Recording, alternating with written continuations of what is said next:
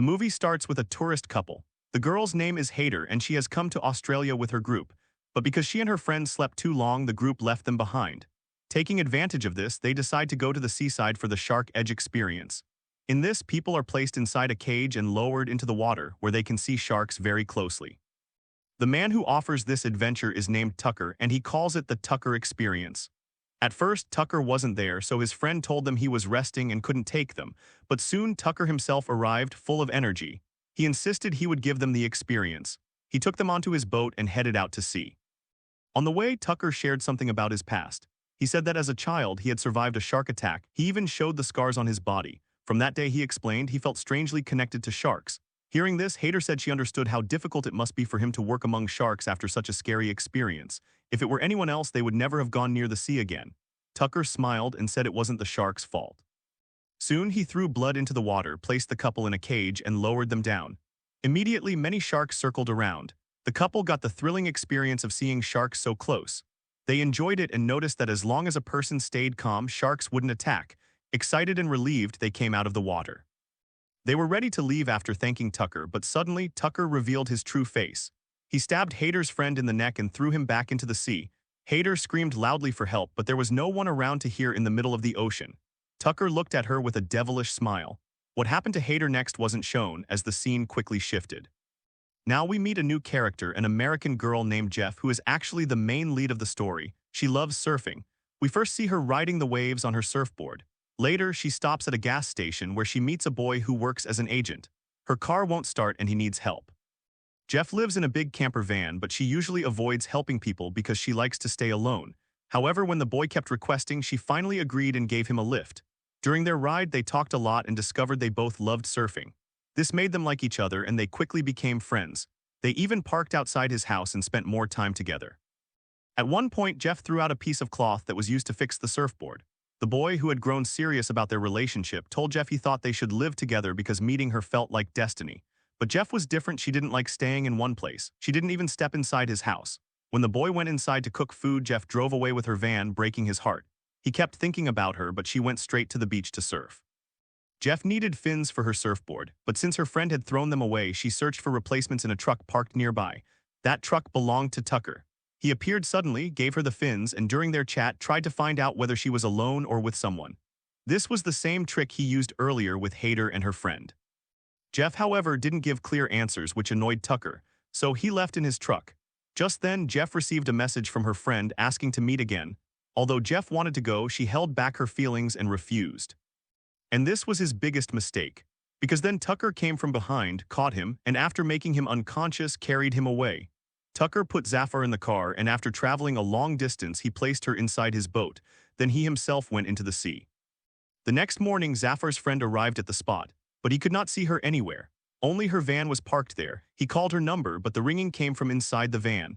Tucker had once again played a clever trick. He threw Zafar's surfboard into the sea and left her phone inside the van so that people would think she had drowned. Meanwhile, Zafar regained consciousness and found herself in a small room under the boat. Her mouth was taped and her hands were tied to the bed. On the bed next to her was Hader, also tied up. Not understanding what was happening, Zafar began screaming loudly, but in the middle of the sea there was no one to hear. Hader calmly explained that it was useless, no one would come. Zafar began searching for something sharp like a pin or small tool to free her hands, but she couldn't find anything. Then her eyes fell on the wall where a girl's name was carved. She froze for a moment. She understood that another girl had once been tied here too, and she wrote her name on the wall when she had lost all hope of escape. Zafar desperately tried everything to free herself, but Hader did nothing. She lay silently because she had already tried everything before and given up. Now she was tired and broken. Meanwhile, above them, Tucker sat calmly fishing. Zafar asked Hader if anyone was looking for her. Hader said she had a boy with her, but something terrible had happened to him on this boat. Hearing this, Zafar realized Tucker must have killed him. Then Hader asked if anyone would come looking for Zafar. Zafar quietly replied that maybe someone could have come, but now they would not. But her friend was still thinking about her. His heart was restless. He suddenly noticed that Jeff's van was being taken away. He thought it was strange because this van was her home. Where could she live without it? His worry grew stronger, so he went straight to the police station and started searching for Jeff. On the other side, after struggling all night, Zafar still could not get free. At last, she sat quietly in despair. Then she noticed a wire in Hader's clothes. She tried to use it to open the handcuffs, but just then Tucker came in with bread and water. The room was hot, so Hader quickly grabbed the water and drank it. But the way she tried to hide under the sheet made Tucker suspicious. Before he could check, Zafar distracted him by saying she was hungry and demanded food. She too drank water quickly. Tucker stared at them, threatened them a little, then left. After he went, Zafar again tried to free herself with the wire. But suddenly her eyes grew heavy. Tucker had mixed anesthesia in the water. Before she could escape, she fainted. Hader too collapsed. When Zafar woke up, she found herself tied to a chair on the upper deck. In front of her, Hader was strapped and hung with belts dangling dangerously. Tucker had set up a camera to record everything. He called it his shoot. He cut Hader's hair while talking nonsense, saying, "God is not above in the sky, God is below in the water." To him, sharks were God. He claimed sharks were not bad, humans were bad because humans killed them. After this, he poured blood into the water and sharks appeared. With a rope, he lowered Hader into the bloody sea. She struggled helplessly, which angered the sharks. They attacked her brutally, tearing her body apart until the upper half was separated from the lower. Hader died a painful death, and Tucker recorded it all on his camera. Watching this with her own eyes, Zafar was horrified. Crying, she wrote her and Hader's names on the wall.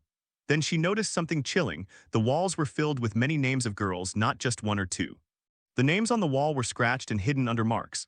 This meant Tucker was not just a crazy man, he was also a serial killer. He had trapped many tourist girls before and killed them brutally. The proof was in the tapes he kept upstairs. Each tape recorded the death of a girl, and on every tape he had tied a lock of that girl's hair. Now Hader's tape was added to the collection, and Zafar knew she would be next. In the sea, parts of Hader's body floated. It was a painful and shocking sight. Meanwhile, Jeff's friend was still walking along the beach after surfing. There he found Jeff's surfboard. His worry grew even more. All her belongings were here, so where was Jeff? At night, Tucker came down again with bread and water for Zafar. But Zafar, filled with anger, kicked the tray and shouted at him. She said, "You think you're a shark, don't you? But you're not, you're a worm, just a crazy worm." Hearing this insult, Tucker grew furious and left. After he was gone, Zafar broke the bucket and shaped a sharp weapon. She knew Tucker would come again. Because she had refused to drink water, Tucker came back with a syringe of anesthesia. As soon as he came close, Zafar stabbed his neck with the sharp piece. He fell back in pain. Zafar quickly grabbed the key, unlocked herself, and ran. But before she could escape, Tucker managed to inject her leg. She forced herself up to the deck, limping. She used the radio to call for help, but no one answered. Then she spotted a boat in the distance and began shouting for help. But a loud party was happening on that boat, so her voice didn't reach them. In the meantime, Tucker came up again. Seeing him, Zafar grabbed his precious camera. He panicked and ran to save it, but Zafar threw the camera into the sea. Then she jumped into the water herself, hoping to reach the party boat. But halfway there, she fainted. Tucker dragged her back and tied her again. Now Tucker had no camera, and if he couldn't record Zafar's death, then he wouldn't kill her yet.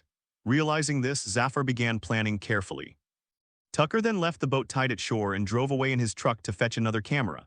Meanwhile, the police were also searching for Zafar, but her friend still could not rest. He sat in his car, checking CCTV footage of the parking lot. There he spotted Tucker's truck near Jeff's van. The logo on the truck read Tucker Experience. Immediately, he tracked the address and finally reached the boat. As soon as he entered, he heard Zafar shouting from below.